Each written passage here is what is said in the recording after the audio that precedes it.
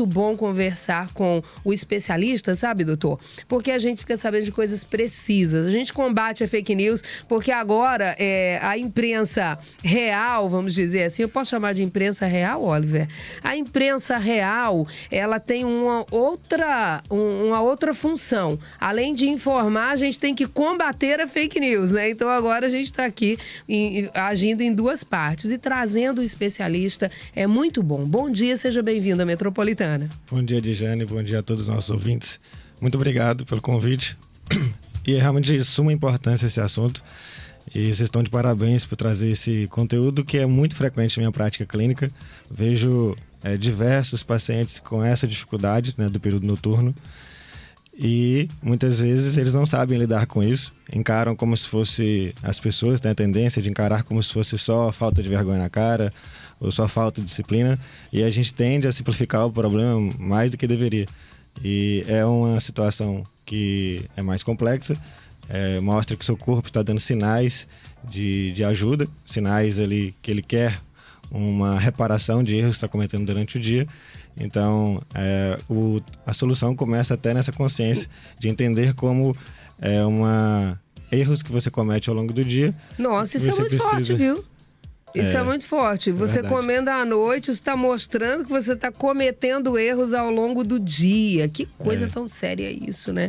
E aí eu já aproveito, eu vivo isso dentro de casa, né? Então a gente tem lá um filho que, quando chega à noite, eu sempre digo, filho, o que é isso? O que é isso? Parece que à noite a sua fome aumenta. Você come tudo que eu deixo lá. Se eu deixar tudo lá em cima da mesa, ele come tudo que tiver por lá. Claro que dorme um pouco mais tarde. Eu quero saber também essa implicação, tá?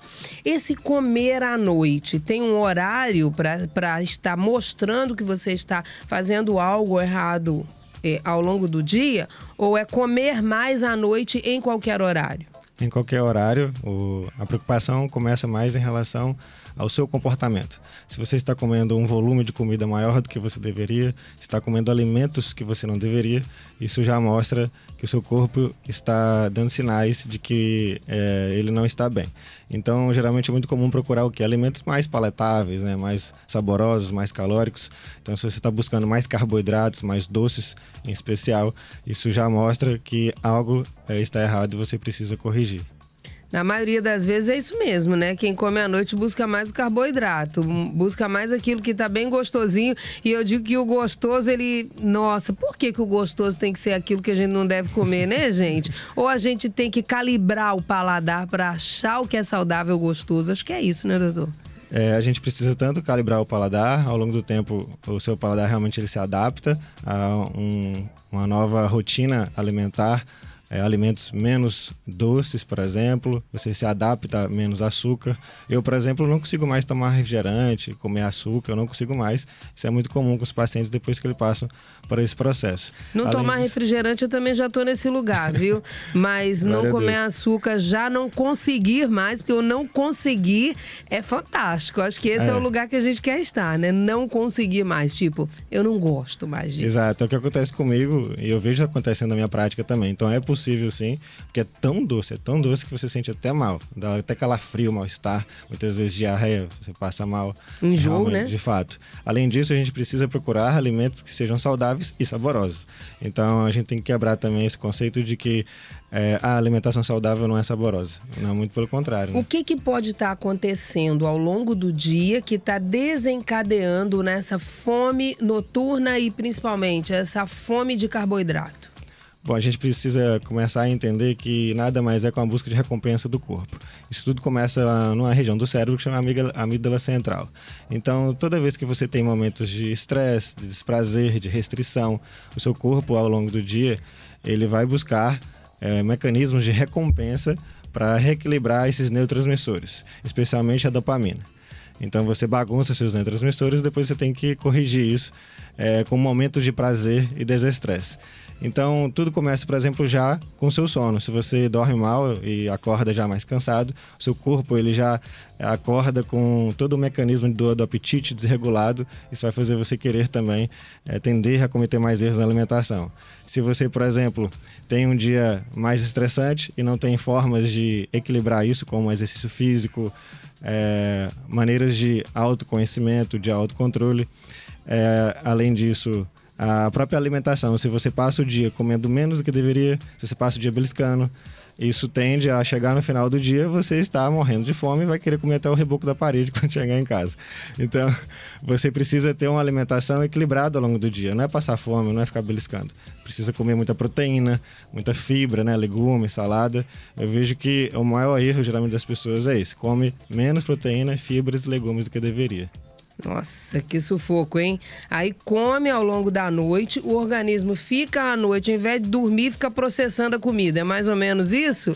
Ao invés de estar ali totalmente voltado para a reparação através do sono, porque o momento do sono é um momento de reparação do nosso organismo, né? Exatamente. A principal solução começa aí. Essa fome, esse descontrole, ele não começa à noite. Ele começa já no início do dia e ao longo do dia, a depender dessa rotina que você tem. Então, a solução principal começa em respeitar a sua rotina alimentar, mas esse período da noite também. Quando chega à noite, precisa existir uma espécie de ritual, onde você vai se preparando para dormir. Então, você começa já a evitar telas, buscar algo que te relaxe, fazer uma leitura, procurar assistir alguma coisa que seja mais leve, né? Muitas vezes, durante a noite, as pessoas tendem a assistir alguma coisa que seja muito intensa, um filme de ação, ou tende geralmente a querer conversar com alguém. Acorda o organismo, né? Exato, e aí muitas vezes entra até numa discussão, quer discutir com alguém à noite. Se você entra num período desse, fica muito mais difícil de desligar. DR à noite ali, DR, já pensou? Aí seu cortisol já aumenta e aí desregula mais ainda essa situação e você vai querer recompensar na comida, né? Doutor, como é que fica a situação? A gente está falando aqui numa rádio que tem uma audiência ampla, de vários públicos, né? Tem um público bem amplo. Como é que fica a situação dos noturnos por necessidade? O que eu quero dizer? Tem aquelas pessoas que realmente trabalham, os que trabalham com internet, os que trabalham com criação, eles dizem que a parte da noite é uma parte melhor para que tudo flua por conta do silêncio, do sossego, de tudo isso. Como é que fica essa turma aí? Como é a forma que eles podem agir para, de repente, compensar? Porque eles comem à noite. A verdade, tá acordado, vai sentir fome, né? É verdade. Bom, eu já dei muito plantão noturno e então eu sei na pele como isso funciona. Quem trabalha no noturno precisa levar suas refeições, tá? Não tem pra onde fugir. Então precisa ter essa organização de ter ali as suas marmitinhas, levar pro trabalho. Porque no trabalho, muitas vezes ela não vai ter como procurar refeições mais saudáveis. Às vezes é em casa o trabalho, na maioria das vezes, né? A grande maioria hoje com home office, né? É verdade. Bom, então tem que existir essa organização. Já deixa suas refeições já pré-prontas, porque daí você vai será mais difícil você procurar um lanche, por exemplo. Até você pedir a comida no aplicativo, ela chegar vai demorar. Se você já está com fome, você vai pegar aquela comida que já está ali pré-pronta, que é só você esquentar, né, e se alimentar. E se a pessoa está trabalhando, ter essa concentração no seu trabalho, porque isso vai tirar o seu foco da comida também. Muitas vezes o período da noite, quando a pessoa chega do trabalho, é ruim por causa disso também. Ela não tem mais onde se concentrar, né? Passou o dia todo focado no trabalho, no estudo, na família. Chegar à noite é um momento que a guarda baixa e aí ela muitas vezes acaba direcionando esse foco para a alimentação. Doutor Danilo Marques é médico nutrólogo. Nós estamos conversando aqui a respeito do hábito de comer à noite, os implicativos para esse hábito, que não é bacana não, viu? E agora ele trouxe para mim aqui uma responsabilidade, né? Se seu filho come à noite, Ediane, em vez de você deixar um bolo lá em cima da mesa para ele, um sanduíche gostoso, deixa lá uma salada de frutas, deixa uma saladinha leve, com um franguinho desfiado. Já entendi, viu, doutor? Tá tudo certo. É mais trabalho para mim, porque dá mais trabalho, né, gente? Porque a gente passa ali, compra um bolinho gostoso, deixa lá em cima, já agrada, porque os olhos e tal. Tem que descascar, tem que cozinhar, mas vale a pena, porque isso gera vida, né, doutor? Isso é verdade. Ou a gente assume essa função, né? Ou a gente delega, pede para outra pessoa, contrata uma empresa de comidas fitness, né? Uma pessoa que cozinha para você, né? Hoje esse mercado tem crescido bastante, né? Então a gente tem muitas soluções. E realmente encarar como algo que você está investindo hoje para colher esse fruto no seu futuro. Então, se não tem que parar de todo jeito, né? Só que ao invés de parar para fazer enquanto está saudável, numa atitude de prevenção, vai ter que parar depois para cuidar quando o organismo já estiver doente, né? Inflama muito. Agora há pouco, antes, eu falei sobre a cerveja. Sem glúten, sem açúcar, sem álcool. Isso tudo está sendo muito trazido nas discussões para que as pessoas entendam o que realmente inflama o organismo. Tem isso ou tem muito modismo aí? Existe sim realmente todo um processo inflamatório gerado por alimentos que eu chamo até de produtos alimentícios, né? O açúcar, o álcool, a gordura industrializada. Então, essa busca que a indústria está caminhando, né? Eles estão realmente sendo muito inteligentes e eu vejo isso como um sinal muito bom. Sinal de que a gente está realmente passando por uma mudança de era. A gente está entrando agora na era do fitness wellness, da vida mais saudável, do foco na prevenção, né, e não remediar, como você estava dizendo. Então, quando a gente tem uma bebida, uma opção, que ela é zero açúcar, zero álcool, né, e tudo mais, isso eu encaro como algo fantástico. A gente está agora tendo opções que sejam realmente menos agressivas para o nosso corpo. Então, é sim uma excelente opção e uma excelente mudança que a gente está percebendo. E uma oportunidade, né? Porque as pessoas, o que acontece? A gente acaba trazendo para a mesa os momentos sociais, né? Eles, na maioria das vezes, acontecem na mesa. Vamos nos encontrar, vamos. Mas ninguém quer encontrar para ficar, vamos andar numa calçada conversando, vamos pro calçadão caminhar. Poucas são as pessoas que fazem isso. Vamos tomar um café? Vamos almoçar, vamos jantar. Os convites são assim, né, doutor? E aí, nada melhor do que ter algo saudável. E hoje cresceu muito, como já foi falado na sua fala anterior, esse mercado, vamos dizer assim. A gente olha mais como mercado, né, Oliver? Mas essa oportunidade com restaurantes fitness, com pessoas trabalhando em marmitas fitness, né? E agora os produtos que chegam também voltados para esse olhar para a saúde. Isso é muito bom. Porque os números, eles não são dos melhores, né? A obesidade infantil tem crescido muito, né? Esse desencadear de ser gordinho. O gordinho é bonitinho. O gordinho não é bonitinho porque ele tá doente. A gente precisa enxergar dessa forma, mudar o campo da visão, né? Exatamente. É uma situação preocupante, esse aumento da obesidade infantil, porque uma criança que é obesa, ela tem uma tendência muito grande a se tornar um adolescente obeso e depois um adulto obeso. E todo mundo aqui sabe, todo mundo está acompanhando a gente sabe que depois que você cria um hábito, é muito difícil você tirar esse hábito na fase adulta, não é mesmo? Então, quando você já se adapta, já se acostuma, passa a sua vida toda comendo mais do que deveria, comendo muito carboidrato, muito açúcar, sedentário, você na fase adulta é muito difícil, é uma guerra você virar essa página e encerrar esse hábito, né? E mudar esse hábito para um outro mais saudável. Então, a gente precisa realmente ter uma atenção muito grande às crianças e adolescentes. Você está certíssimo, Edjane, em trazer essa consciência aqui, porque é a saúde dessas crianças e adolescentes que está em jogo, né? O futuro delas, a gente está começando a perceber, já diagnosticar vários adolescentes com diabetes tipo 2, por exemplo, que era algo que antigamente só acontecia na fase adulta, né?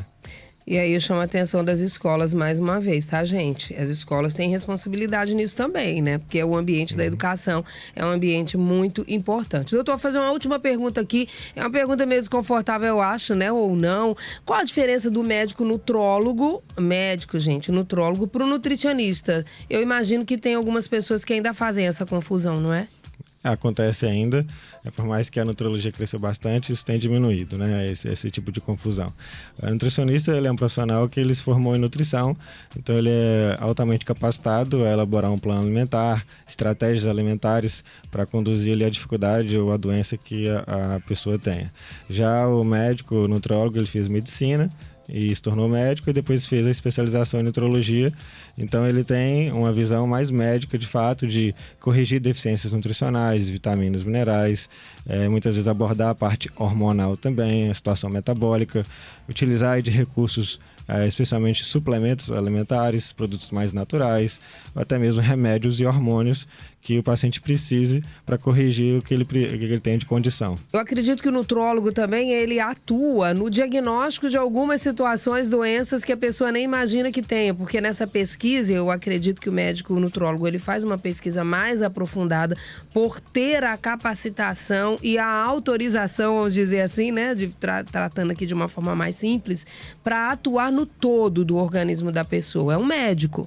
O Exato. médico, ele foi capacitado para cuidar da cabeça aos pés, né? Exato. Ele pode diagnosticar aí transtornos alimentares, como a compulsão alimentar, pode diagnosticar deficiências, vitaminas, ali a partir dos exames laboratoriais, alguma condição clínica, né, de acordo até simplesmente com sinais e sintomas do paciente, condições intestinais, condições ligadas à parte hormonal, deficiências hormonais, porque muitas vezes a falta de energia que você tem, ou essa vontade de comer mais à noite, essa vontade de comer mais doce, é também uma desregulação hormonal. Tá? Então, o médico ele pode ter essa habilidade de tratar isso, muitas vezes até com suplementos ou até com remédios. É muito comum na minha prática eu prescrever realmente remédios que vão ajudar a pessoa, por exemplo, a controlar ali o apetite dela no período noturno e também diminuir a vontade de procurar lanches e doces. Porque então, não é só comportamental, né? Exato. É detectado que não é comportamental. Exato. Eu trabalho com equipe interdisciplinar, então tem a psicóloga na equipe, tá? De suma importância. A psicóloga especialista em comportamento alimentar, então ela já aborda o comportamento em si com o paciente, que a maioria das vezes tem sim, né, problemas de comportamento, como eu estava abordando. E na parte médica, muitas vezes o paciente pode precisar de algum recurso, né, medicamentoso, suplemento, hormonal, enfim, para a gente corrigir algum distúrbio que ele já tem ali no organismo dele. Olha só, muito obrigada, doutor, por hoje. Venha mais vezes, os microfones ficam abertos, as portas também, para que você venha trazer aqui essas informações tão importantes para a gente. Obrigado, Redjane. É um prazer estar aqui. Volte sempre. Dr. Danilo Marques, médico nutrólogo, conversou com a gente sobre o hábito da alimentação noturna, né? E aí falou aí várias vertentes, como combater, o que pode causar isso. De repente, seu comportamento aí ao longo do dia não tá tão bacana e tá propiciando aí o organismo dizer assim, agora eu tenho que recompensar o que foi feito, mal feito lá ao longo do dia.